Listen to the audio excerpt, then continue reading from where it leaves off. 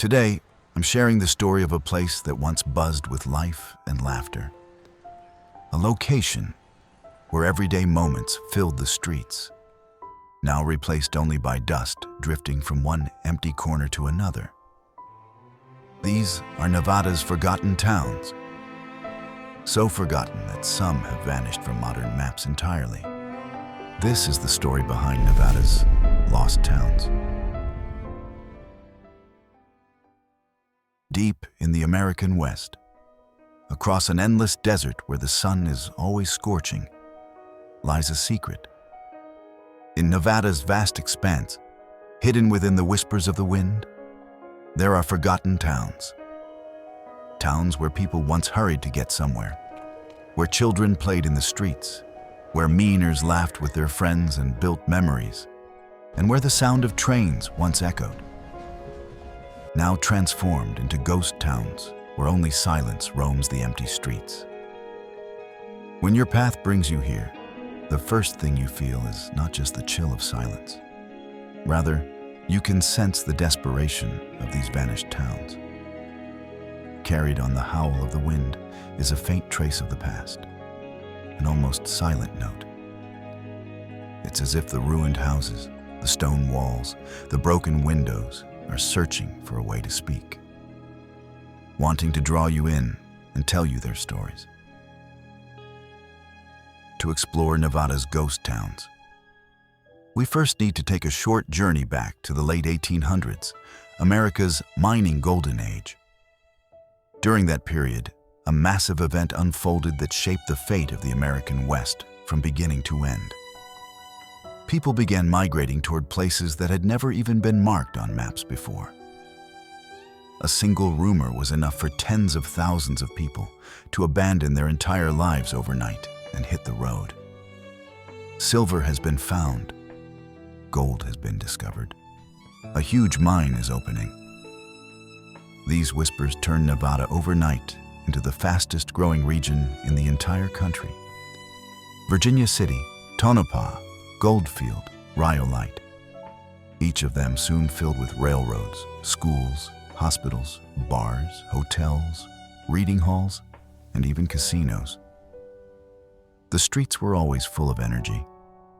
The miners' shift system was one of the main reasons why movement in the streets never stopped.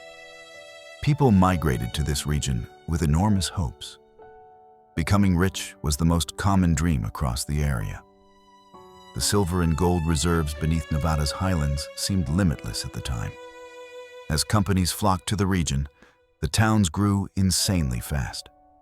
Whenever a new mine opened, grocery stores, hardware shops, and bars would appear the very next day. Looking back today, this growth resembles an inflated empire, one that had already begun to swell and would inevitably burst one day. But in the late 1800s, Nevada was considered a land of wonders in the eyes of the people. The largest of the towns in Nevada, Goldfield, reached a population of over 20,000 at the beginning of the 20th century. Its streets were so crowded that walking through them was difficult, and newspaper headlines declared it the capital of mining. Rhyolite, on the other hand, was founded in 1905. Within just 5 years, and unaware of the dramatic events it would face in the future, it grew into a major city. They developed so rapidly that electricity became widely used. There were 3-story buildings made of concrete and steel, the foundation of modern apartments. And opera halls were built, while theaters and art galleries began to increase rapidly. A brand new attraction rising in the middle of the desert, almost a metropolis. So today, when we walk through its abandoned streets and look at its ruins, it's only natural to ask, how did this city disappear? But the reason behind it wasn't difficult to guess. Creating hope. Investors, journalists, speculators, everyone joined together. Everyone was saying Nevada would become the new capital. Anyone who came here believed they had found the opportunity of a lifetime. But behind all the speculation, there was an unseen truth. The fate of these lands depended entirely on the moment the plundered ores ran out. Once the mining reserves were depleted, the dream would end. And with each passing day, that end was drawing closer. When the gold or silver reserves in the opened mines were exhausted, the mining companies did not hesitate to lock their doors with chains. With each passing day, the public witnessed the mines shutting down one by one.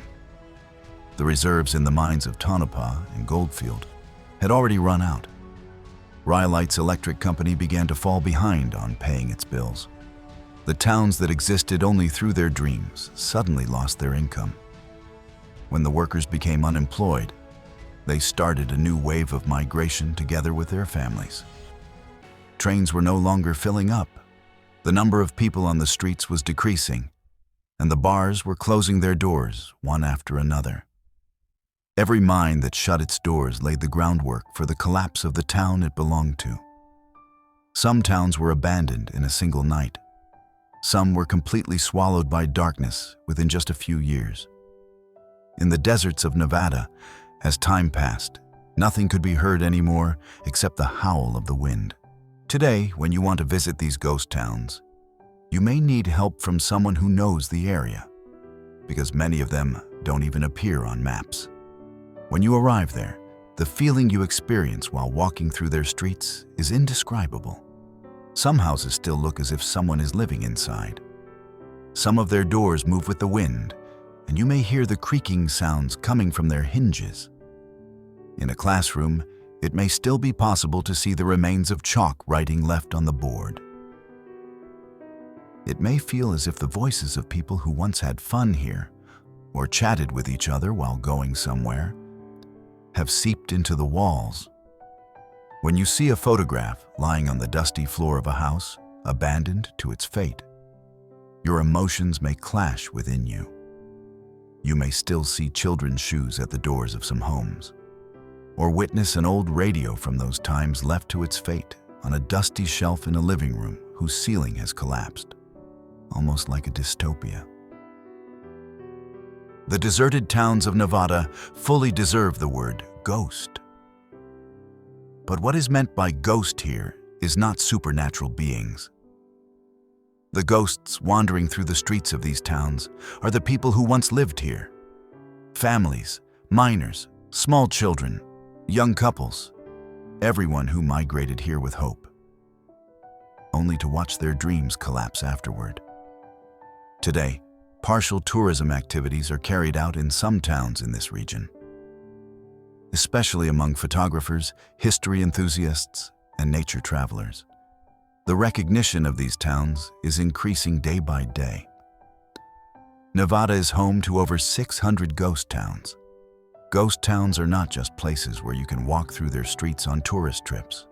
They are also recorded proofs in history, the traces of the cultures of the era, and the quietest stories of humanity's lost battle against greed. It should also be noted that these towns today host a local population that strives to preserve their history and culture, whose numbers do not even reach the hundreds. If one day your path leads you to the ghost towns of Nevada, listen carefully to your surroundings, because sometimes the loudest sound can be a whisper behind the silence. Until the next video, take care.